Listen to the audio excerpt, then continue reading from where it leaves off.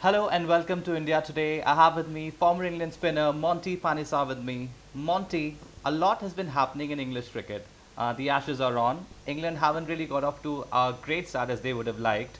They're trading by 0-2, and if Ben Stokes and Brendan McCullum's words are anything to go by, they back themselves to make a counterpunch at Australia come the third test in Adelaide. What do you think? Like, what's gone wrong with Australia so far? I think what's gone wrong is probably the fact they're played on the up on fast bouncy pitches, which makes it much more difficult to play like that. And in England, you can do it because the ball doesn't bounce as much, but going from low to high bounce is a lot more harder. And also, they could have maybe give himself a little bit more of a chance as batsmen as well. They come in, they go in fifth, sixth gear. It feels like more of a T20 game than a Test match, and I think because of that, it makes it a lot easier for the Australian bowlers because then they can bowl fifth, sixth stump line, just keep bowling those channels, and eventually, they get hit for a couple of fours, and then they nick one and it goes to slip. So, they've had some very bad collapses in the first innings at Brisbane. It's 5 for 12. Then they had the second innings. Sorry, at Perth, it was 5 for 12 the first innings, and then at Brisbane, second innings, they were 1 for 80, 80 or something like that, and then 6 for 134. So what ends up happening is that when they lose wickets, they have very bad collapses, and even they first innings at Brisbane they batted nearly 76 overs, which was good. It was good. Kind of like think that's how they need to do it.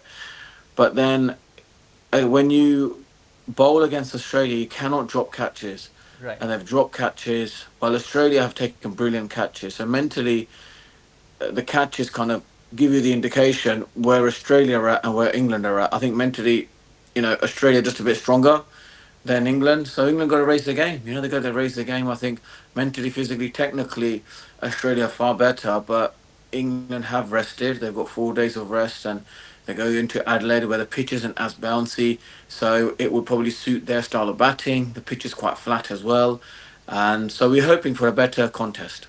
Lovely. So also, I mean, there have been questions regarding England's team combination as well. I mean, as they opted for Will Jacks in Brisbane, when a frontline spinner and Shoaib Bashir warmed the bench, and they have again retained Jacks for the third test, while Tung has been brought in. You think Adelaide was the right place to bring Bashir back into the team? I mean, even Michael Vaughan pointed it out that given the history of Adelaide, like Bashir was the better option for that wicket. What's your take on this?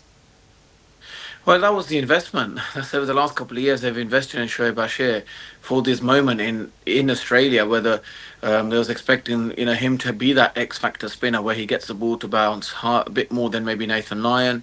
He'll trouble the Australian batsman with the bounce, but unfortunately, during the warm up games, he hasn't really shown the promise that Ben Stokes and the rest of the team wanted from him.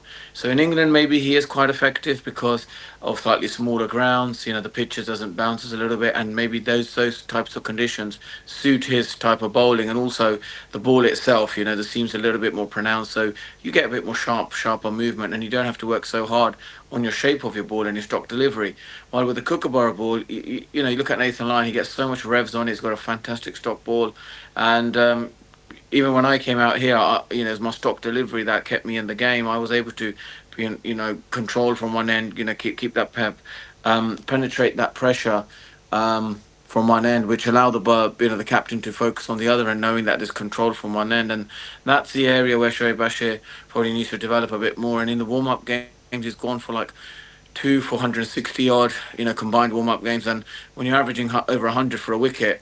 I think even if I was averaging 100 for a wicket, I would probably pack my bags and go back home. I'd be Oh, like, there's not, you're not really, pushing your claim. Ben right. Stokes is not really going to be thinking, well, Shoaib Bashir is really knocking on my door because averaging over 100 with the ball, I just don't think you're justifying. I think that's one of the reasons. He hasn't really done well in the warm-up matches, so therefore I think he's probably been out the equation now. I think for the rest of the Test matches.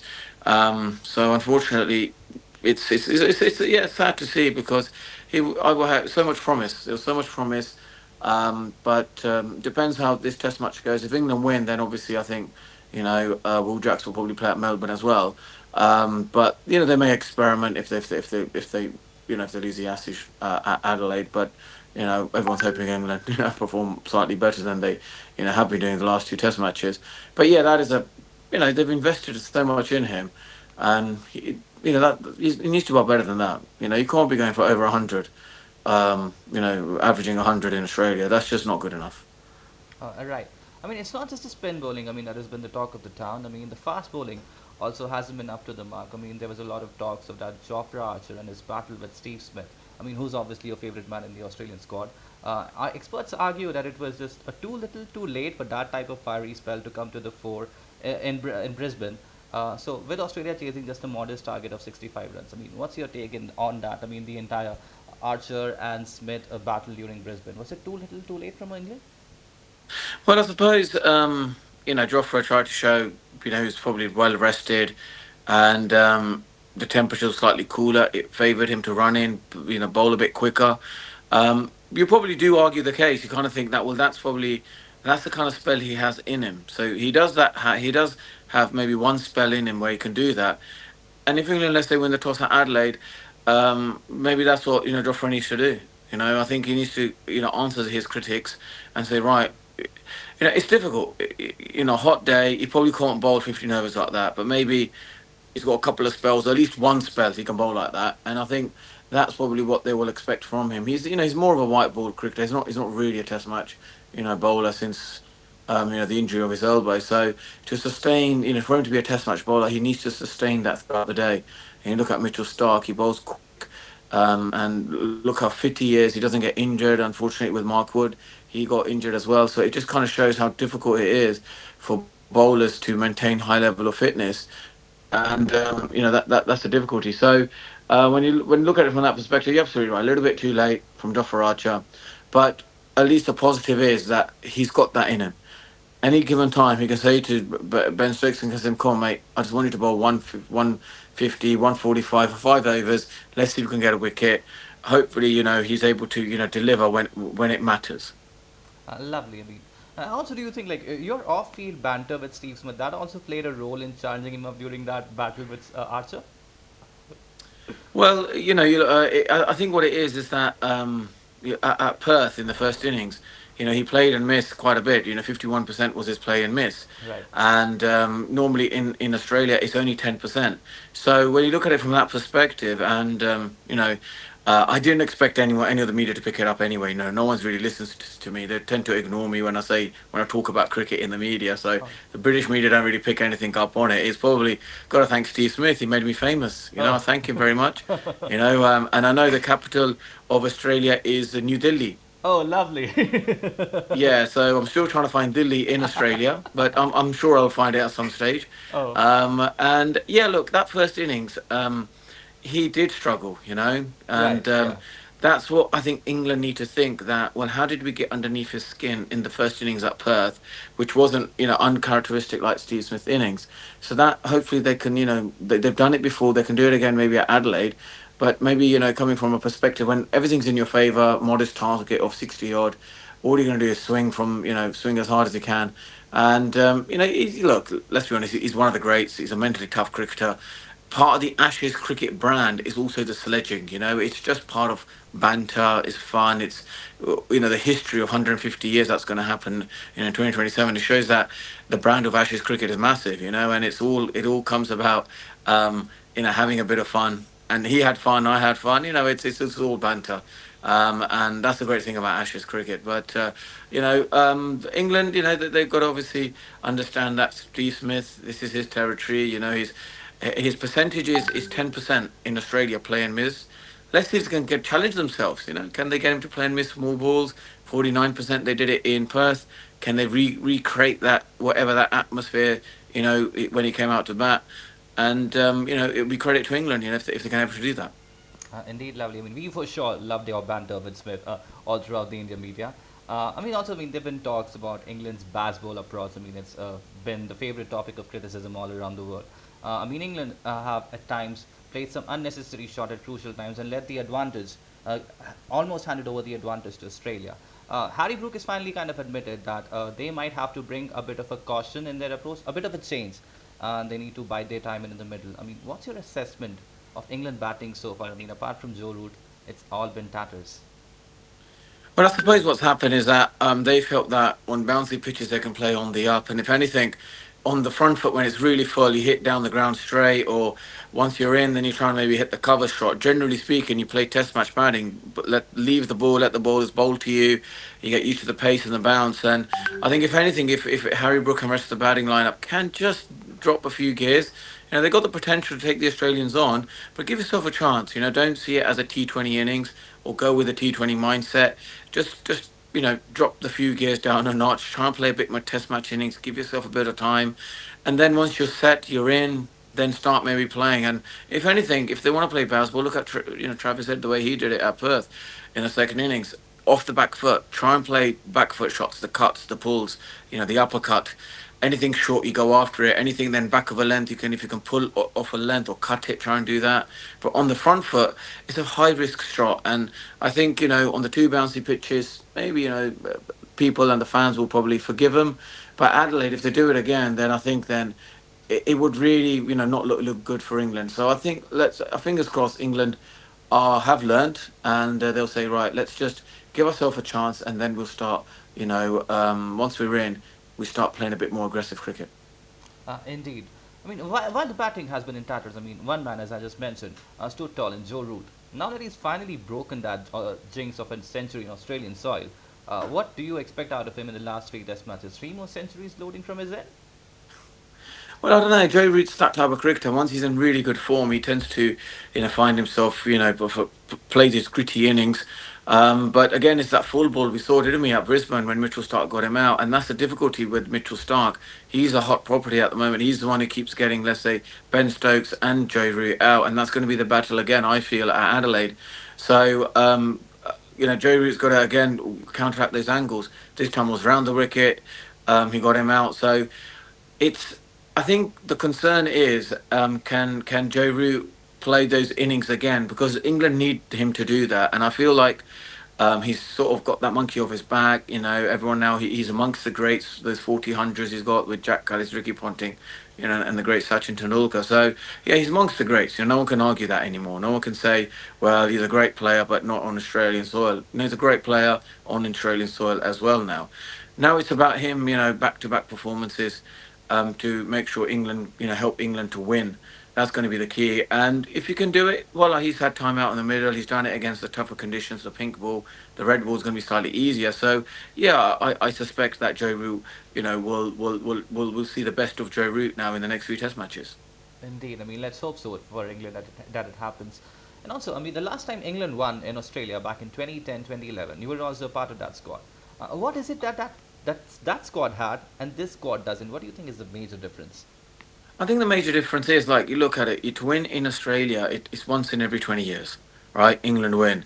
And during the Ian Botham days, they'll come maybe a couple of months in advance, play against some of the state teams, acclimatise to the conditions. And it takes time. You got to give yourself at least two. We had three warm up games. I just felt like it kind of like shows that England kind of lacked a bit of acclimatization, needed a few warm up games. And I think if they did that, then they would have figured out during the warm up games what works, what doesn't when they play their basketball style of cricket. But I kind of now they've obviously got to just think of it as Perth and Brisbane was their warm up games, and the first Test match for them is Adelaide now. That's the mindset they've got to go with, and it's all three red balls. There's no pink ball. There's no bouncy pitches. I think that's been probably the one. Like you look at it, it's harder than winning in Australia is harder than getting an Olympic gold, which happens every 4 years. It takes, it's like playing. It's equivalent of, going to three Olympics. 3 to 4 Olympics, then getting a gold medal. And that's the difficulty. That's the challenge that you have when you come to Australia.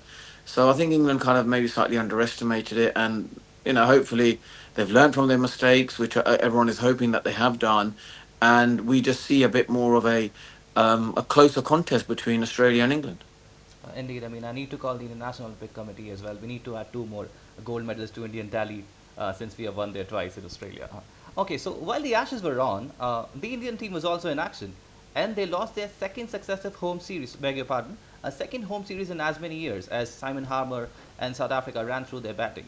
What do you think? Like, why is it like India have become so habitual of capitulating against spin on their home soil? I mean, what is it with them? If you can just make out.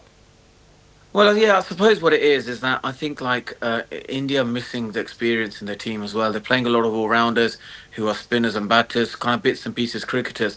They need to pick their best six. They need to know what their best 11 is, the best spinners, and they tend to go for the all rounder because they know that they're covering that sort of experience of Virat Kohli. Then they're covering the experience of Ashwin's not there, and when you kind of lose two big players, then it's going to take time.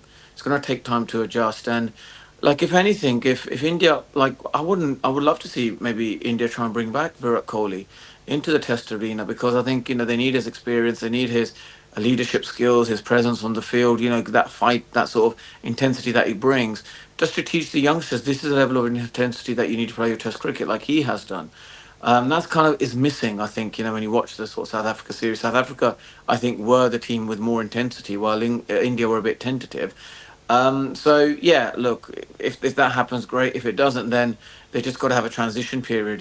How can you replace, there's 550 odd Test wickets, nearly 10,000 Test runs, over 200 matches of Test match experience. Overnight, teams don't just fill that gap up and become great again. It will take time, and it may take 24 months. It takes a long time.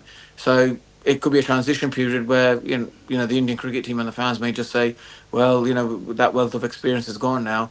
That it may just take a little bit longer than expected for this India team to actually get back to his winning ways in India. Unfortunately for fans, Virat Kohli has denied he just wants to play one more format only. Uh, Also, like you were touching upon 500 odd wickets, so now that Ashwin has retired from the Indian spin bowling attack, also Jadeja is also in the twilight of his career. Where do you see the Indian spin bowling attack from here onwards? Do you think like they have the arsenal to protect their home fortress going forward, given the likes Well, I of think they need Jadeja to and invest in Ashwin? that specialist spinners. They can't keep playing all rounders. I just don't think that works. I know they did it with Ashwin, but Ashwin was very like a high class specialist spinner. So if they're going to play Jadeja as the all rounder, then they need like Washington Sundar. He's more of a batter, bowls a little bit. He wasn't as effective, on these pitches.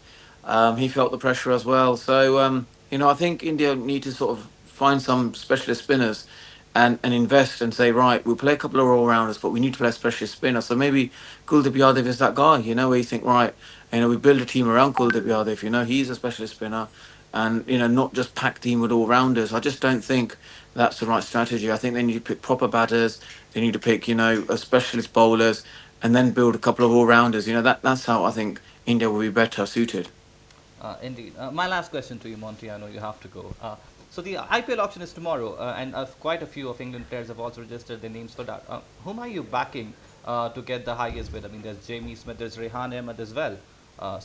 Any favorite of yours who you think will get the highest bid? Well, I think Rehan Ahmed had a fantastic county season. He's averaging 50 in county games, picked up, about 20 odd wickets with a good average as well. I think he'll get picked up. Jamie Smith will definitely get picked up because on these kind of Indian surfaces, he will smash the ball out of the ground. He's got that bit of doniness about him. Adam Gilchrist. I think Jamie Smith is another one, very exciting talent. I think he'll get picked up. Gus Atkinson is another one, good all rounder, handy with the bat, with the ball as well. He's another player, I feel will get picked up. And Ben Duckett, a useful cricketer, with unorthodox style of play. I feel he's another one, who will probably get picked up as well. Indeed. Thank you so much, Monty, for your time. It was a pleasure speaking to you. We all are rooting for England for the third Test match, and hopefully the Ashes will remain alive in Adelaide. Thank you so much for speaking to Absolutely. us. Thank you so much, Rishabh. Thank you. Thank you.